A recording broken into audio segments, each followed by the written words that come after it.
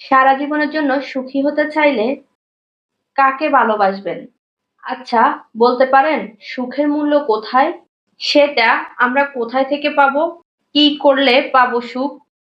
দেখি না চেষ্টা করে এই কাজগুলো করে সুখ পাই কিনা। কথায় বলা হয় জীবনে ভালোবাসাই হলো সুখের মূল।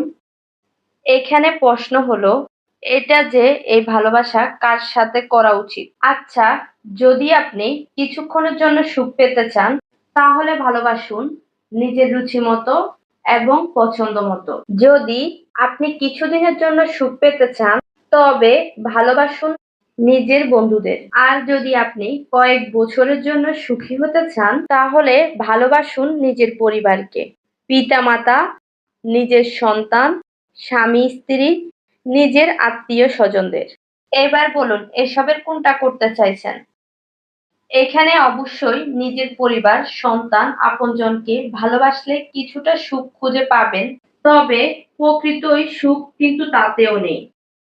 সত্যি, যদি আপনি চিরকালের জন্য সুখী হতে চান তবে ভালোবাসতে হবে শুধু নিজেকে। নিজেকে ভালোবাসতে শিখুন আগে, যদি সত্যি সুখী হতে চান।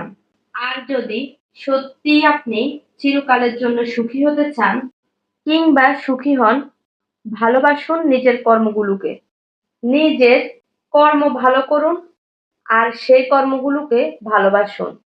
দেখুন, সম্পর্ক যেমনই হোক না, একটা সময় টানাপোড়েন আসবেই।